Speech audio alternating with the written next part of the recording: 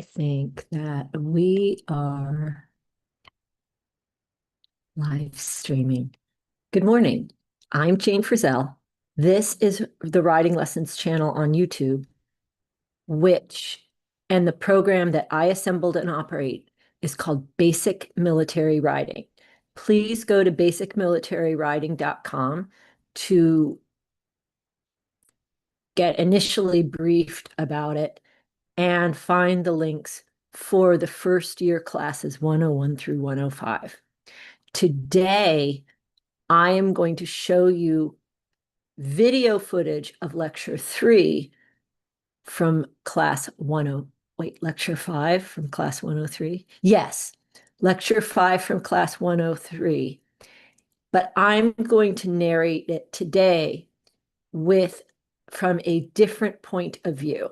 The point of view and the topic for today is one final example to be able to see combined effects in training.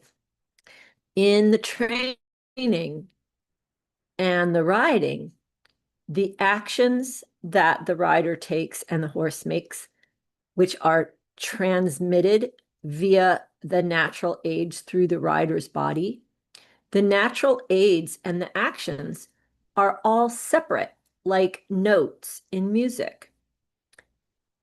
And we do not combine the actions and aids themselves. Instead, we combine their effects. So what I want to show you in a moment is a very simple upward transition that is, of course, uphill because the horse moves himself from his hindquarters only when he feels the sensation of the rider's weight through the soft plum seat. Now, that sounds very simple, and it is very simple. And that's the hardest thing about it, is its simplicity. But what I hope that you'll see in the very brief moment of the transition is the rider looking ahead. There's a target. The handbrake is off. There's some space in the rein. The rider goes loose in the body, remaining plumb, and opens the seat, which you can read in detail or learn more about, and I'll put a card here for it. The open seat, best described by Gustav Steinbrecht in his book, Gymnasium of the Horse, on pages 34 and 35. But the open seat is also mentioned by several other masters, for example, Podolsky from the Spanish Riding School. But I don't know what page he does it, but I do know the pages for Steinbrecht. And so do several other people who are training verbatim the instructions of the masters. All right, back to the transition we're going to see. So the rider opens the seat. This makes space for the horse's rib cage and flanks to expand as it sits down, which is its trained, learned response to the weight of the rider's seat. The weight of the rider's seat loads the spring of the coxo-femoral joints. That means that is engaged. The springs are loaded or engaged by weight. That's the definition of engagement. Flexion. The definition of engagement of the hindquarters is flexion of the coxo-femoral joints by load bearing. So the weight of the rider's seat loads the horse's hindquarters, and in his mind, he goes, oh, means I go. And he goes. So, and horses, I read so much slightly off information on the internet. It's just a little bit off, but it's like, are you going to eat the chicken in the fridge that you smell it and it's like, is it okay or is it off? If you have to ask that question, you have to treat it as being off. I don't know of any online resource personality or series or anything that doesn't have offness in it, besides this very carefully vetted and proven program that I assembled and operate, Anya Baron, Ingrid Klimke, the Verndels, Obenhausen.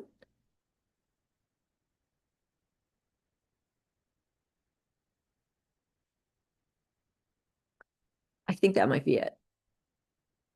If there's more, I will share it. Whenever there's anything legit and good online, I share it. I don't share that much. Which way do you want to ride? Okay, so the reason why I'm here this morning is that yesterday I tried to do the screen share. And even though I had practiced it twice before I went on the live stream, it's still goofed up. And it is the sort of the end of the autumn. I am planning on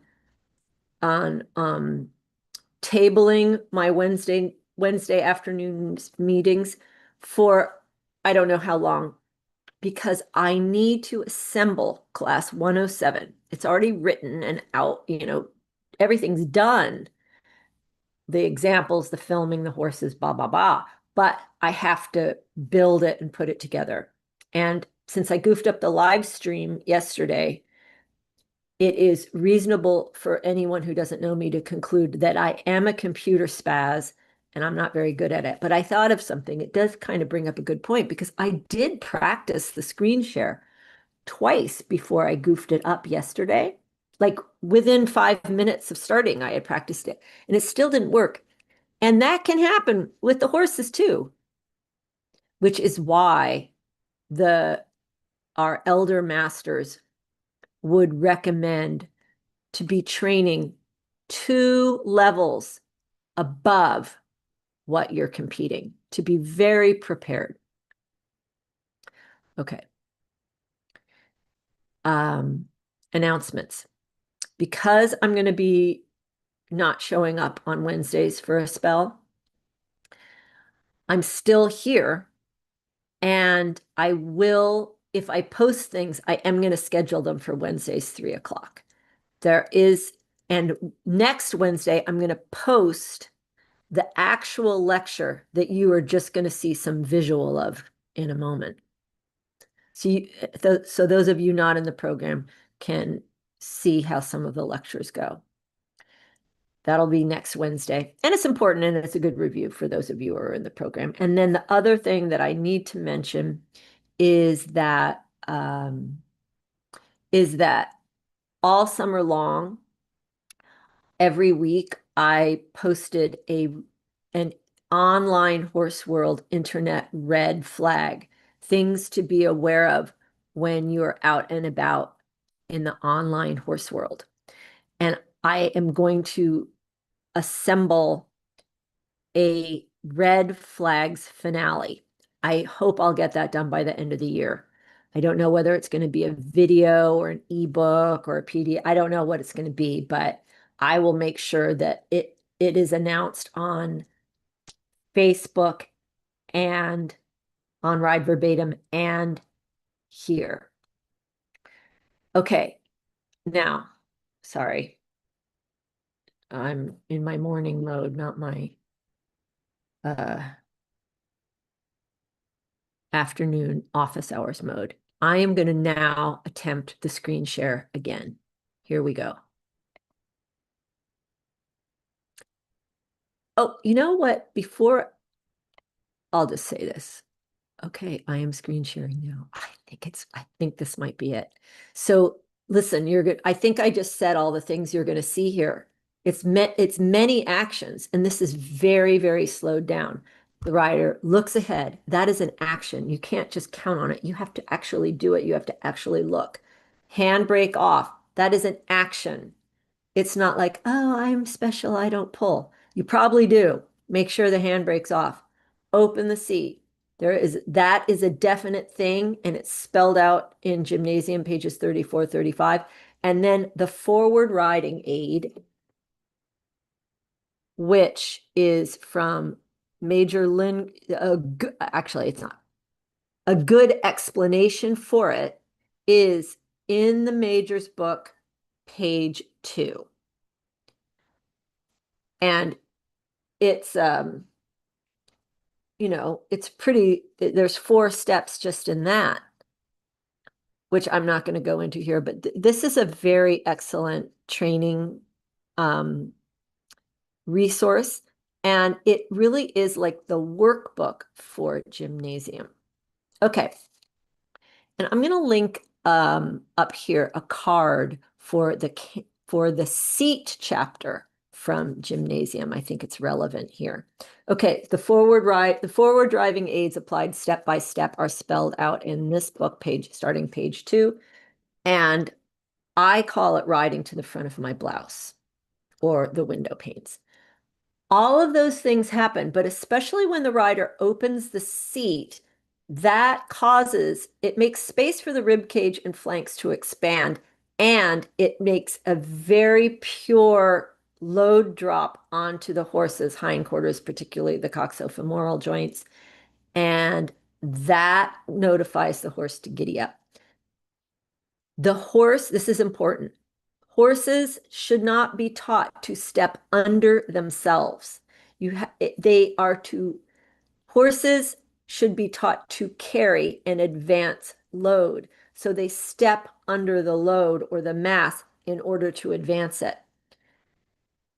It's not just stepping under themselves, or else you wind up, I think it was Phyllis or Baudant who described the billy goat on the rock, on the cliff rock, or an elephant on a stool. It can't move.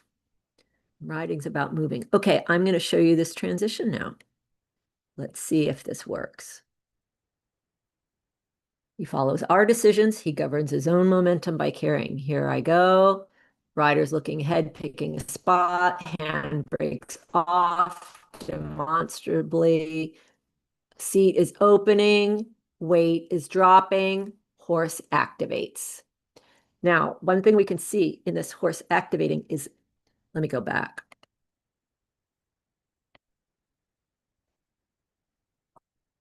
Okay, notice how the plumb line of the rider's weight, oh shit, I need to stop that. The plumb line of the rider's weight here, his back hoof is going right under it. And the joints at play, that is a very closed angle there, can you see? And the stifle is going boom, straight ahead. This is a upward transition on a very straight line. Okay. And this is a combined effect. The actions and natural age, primarily the hand aid disappearing and the weight aid activating, those primary natural aids combined indicated to the horse in the language of sensations, the natural aids that he's been trained in, that means giddy up.